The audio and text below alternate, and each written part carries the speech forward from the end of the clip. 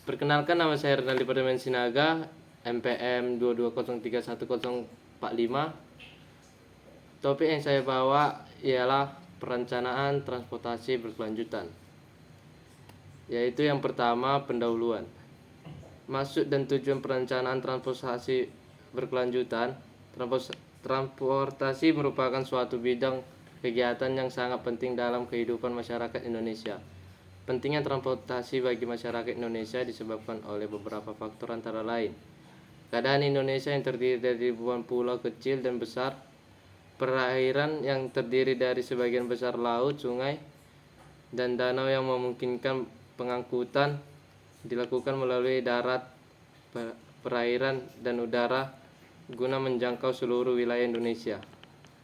Hal ini yang juga tidak kalah pentingnya akan kebutuhan alat transportasi adalah kebutuhan kenyamanan, keamanan, dan kelancaran pengangkutan yang menunjang pelaksanaan pembangunan yang berupa penyebaran kebutuhan pembangunan, pemerataan pembangunan, dan distribusi hasil pembangunan di berbagai sektor ke seluruh pelosok.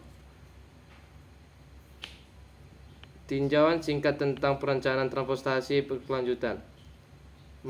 Mengingat penting dan strategisnya peran lalu lintas dan angkutan jalan yang menguasai hajat hidup orang banyak, maka kepentingan masyarakat umum sebagai pengguna jasa transportasi perlu mendapatkan prioritas dan pelayanannya yang optimal baik dari pemerintah maupun penyediaan jasa transportasi. Selain itu, perlindungan hukum atas hak-hak masyarakat sebagai konsumen transportasi juga harus mendapatkan kapasitas. Pernyataan singkat tentang perencanaan transportasi berkelanjutan. Pertama kali kita harus menginvestigasi apa saja masalah transportasi, dan kemudian mengali bagaimana memahami akibat pada lingkungan dari moda transportasi yang berbeda-beda. Kemudian dipindahkan sebagai kebijakan yang dapat memberikan solusi pada pembangunan berkelanjutan. 2. Tinjauan literatur. Konsep tentang perencanaan transportasi berkelanjutan. Konsep transportasi berkelanjutan berakar pada definisi berkelanjutan. Menurut definisi yang diterima secara luas, berkelanjutan adalah pembangunan yang memenuhi kebutuhan saat ini tanpa mengorbankan kemampuan generasi mendatang untuk memenuhi kebutuhan mereka.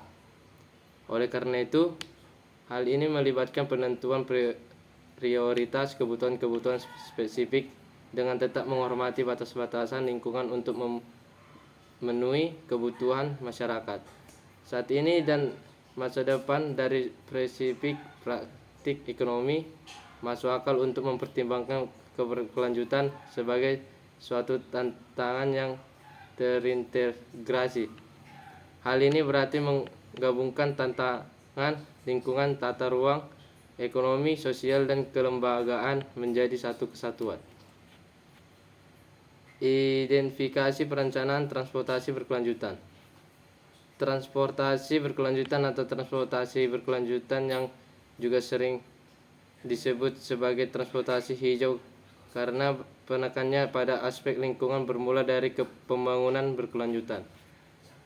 Menurut Badan Penelitian Transportasi, keberkelanjutan adalah bukanlah tentang analisis ancaman. Keberkelanjutan adalah tentang analisis sistem. Secara khusus, ini adalah tentang bagaimana sistem lingkungan, ekonomi, dan sosial berinteraksi untuk saling menguntungkan atau merugikan pada berbagai skala operasi. Argumen perencanaan transportasi berkelanjutan. Transportasi berkelanjutan didefinisikan dalam arti sempit dan luas. Dalam arti sempit, penulis hanya fokus pada masalah penipisan sumber daya atau polusi udara. Selain itu, meskipun masalah ini merupakan ancaman lingkungan jangka panjang yang paling signifikan, tidaklah tepat untuk menyamankan transportasi berkelanjutan dengan aspek lingkungan saja. Ketika transportasi berkelanjutan didefinisikan dalam arti luas, kesejahteraan sosial dan ekonomi juga dianalisis. 3. Metode. Metode penelitian atau pendekatan analitis perencanaan transportasi berkelanjutan Jenis penelitian tersebut yaitu jenis penelitian kuantitatif. Ada beberapa pengertian penelitian kuantitatif menurut para ahli. Menurut Sugio menjelaskan bahwa metode kuantitatif merupakan metode penelitian yang berbasis pada filsafat positivisme, yang mana digunakan untuk meneliti populasi atau sampel tertentu, yang umumnya pengambilan sampelnya dilakukan secara random. Sumber data atau bukti yang dipertimbangkan perencanaan transportasi berkelanjutan. Pengumpulan data terdiri dari data lalu lintas, waktu nyata yang dikumpulkan oleh sistem deteksi lalu di lintas jalan raya, yang mencakup jenis dan lokasi sensor, tingkat penetrasi kendaraan probable, dan informasi perangkat seluler. Pengumpulan data jenis ini memerlukan dukungan peralatan pendeteksi pinggir jalan, peralatan GSM, atau peralatan komunikasi. 4. Badan utama. Presentasi argumen utama, temuan, dan analisis. Prinsip dalam sistem transportasi yang berkelanjutan akan dijelaskan sebagai berikut. A. Aksesibilitas bagi siapa saja. Tujuan utama dari sistem transportasi adalah untuk memberikan akses kenyamanan, barang dan jasa kepada semua pengguna secara adil, seimbang, dan biaya rendah, dan mempunyai sedikit efek negatif. B. Keadilan sosial bagi siapa saja. Kebijakan keadilan sosial harus mengutamakan prioritas bagi ketersediaannya angkutan umum, pejalan kaki, dan kendaraan tidak bermotor yang mudah dijangkau oleh semua orang dan berdampak kecil. C. Berkelanjutan dalam lingkungan.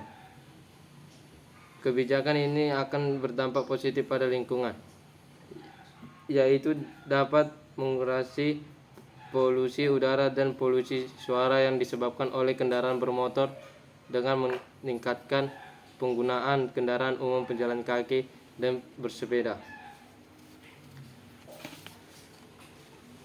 Yang kelima yaitu kesimpulan.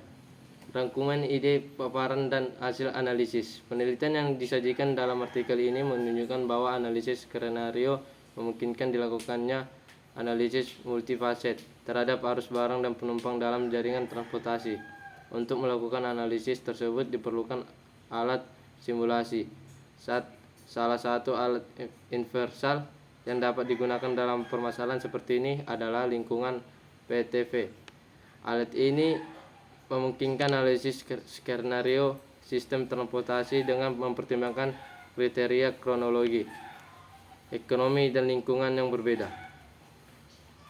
Rekomendasi: fasilitas pejalan kaki perlu dibangun secara menerus, aman, nyaman, dan memberikan prioritas kepada pengembangan dan investasi fasilitas pejalan kaki dan bersepeda penggunanya, untuk melengkapi visi pemerintah yang baru dalam menciptakan Jakarta yang humanis. Saya merekomendasikan pembangunan fasilitas pejalan kaki di Kota Medan sepanjang 712 km selama periode 2017 sampai 2022. Yang terakhir, daftar pusaka, Alibrari, Unicom, AC, ID. Sekian dari saya. Terima kasih.